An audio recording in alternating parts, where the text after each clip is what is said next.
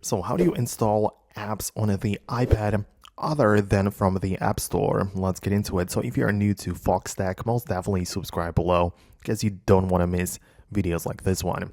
Essentially, everybody knows that you can download apps from the App Store, but there are some other ways how you can get some apps or games from different platforms. For example, let me begin by showing you the Xbox Cloud Gaming, which obviously is just an example, but it is like an online platform which lets you play games on the internet. And it's interesting because you can use Safari, click on share, and add it to the home screen as one additional icon, right? So it's going to technically behave like an app because as you can see, we have it on the home screen. You can tap on it. And it's not just a bookmark because it doesn't open through Safari, but it behaves as if it were a dedicated and a separate app.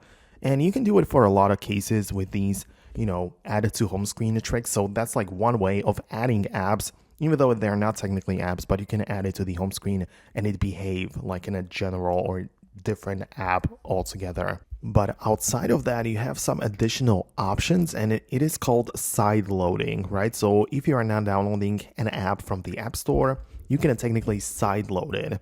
And there are some services which let you do this, right? For example, there are some paid services where you can test some device apps, which are not just available for public. For example, there's the platform called App Testers.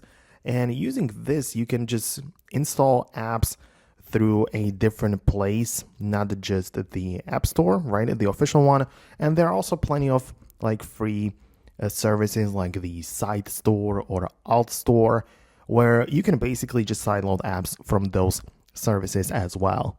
Do I recommend it? Well, generally speaking, not, because on the App Store, you have the guarantee that the apps are safe and that they're not going to do anything to your device. But when you're using these side-loading services, you basically don't have any guarantees and you don't even know what you are downloading into your iPad. So obviously it might work fine, but there is a higher risk involved with using these services. So do whatever you gotta do, but that's just my guide on it.